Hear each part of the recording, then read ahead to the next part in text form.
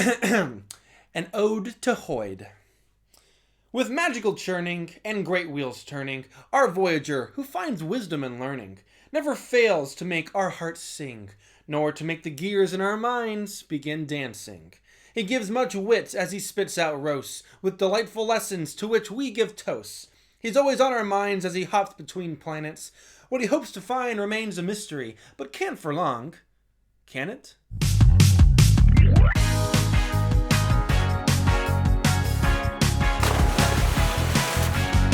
Hey everyone, and welcome to the Sandbox. I hope you guys all enjoyed my terrible poem and are excited to talk about Brandon Sanderson's secret project number 1, which is a secret no more, Tress of the Emerald Sea. Today's review will be spoiler-free, as I know many people have not gotten their physical copy yet, and they might be waiting for that copy, and many more people have to wait until April to get their hands on a copy of their own, but I am just too dang excited to talk about this book. I can't wait. So enough talk, let's dive into the review. Starting off with the writing, it's important to note that the tone and voice of this novel is very different from other Cosmere standalones, as it's not really Brandon's voice anymore, it's Hoid's. That's right, Hoid is the narrator of this novel, and a very interruptive narrator at that. He's in the story, he's telling the story, and it seems like he has a purpose for telling the story, but it's all wrapped up in a cloud of mystery as it focuses on a girl from Iraq named Tress. The style or prose is a little less refined than normal, as it is Hoid's voice, which I can see some people loving and some people detesting after a while. But if your tastes are anything like mine and you just can't get enough Hoid in your life, you're gonna love this one. This is very much a Hoid story similar to Wandersail or The Dog and the Dragon, which are both told within the Stormlight Archive, but it's a 100,000 word story with impeccable pacing, as well as unique and heartwarming themes and lessons sprinkled throughout. It's a story that digs deep into your psyche almost immediately. It latches onto your heart and just simply won't let go, as we follow a determined girl who wants to save her lost love. The story is very much inspired by The Princess Bride and gives off Treasure Island or Treasure Planet vibes as we follow Tress on her voyage to save her lost love from an evil sorceress who has him held captive. She must cross the Emerald Sea and more on her journey. She must make acquaintances, battle pirates, and learn about the Aether-backed magic system on her world, which is dominated by magical spores that are eruptive in nature. Coming out of it, the story not only met my expectations, but it surpassed it in a few ways. It is very much a heartfelt Sanderson story with all of his classic bells and whistles, which again might be a boon or a curse depending on the individual reader. The stakes are there, but really depend on how much you connect with Tress and her friends, and likewise the action is minimal, but when there is action, it feels fresh.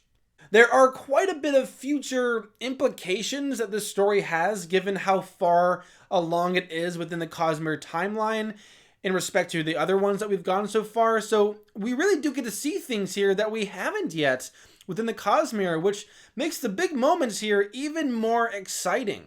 But moving on to the character component, these are very solid characters all around. I think the villains might be the weakest part of that for me, as they didn't really offer anything mind-blowing to really surprise me, but they were still technically strong and well used within the story. However, Tress is a real gem for a protagonist, and the many acquaintances she makes throughout her journey all bring something unique to the table, both for their relationships and their character arcs. Hoid has a particular liking for her, which just makes you want to like her more and more.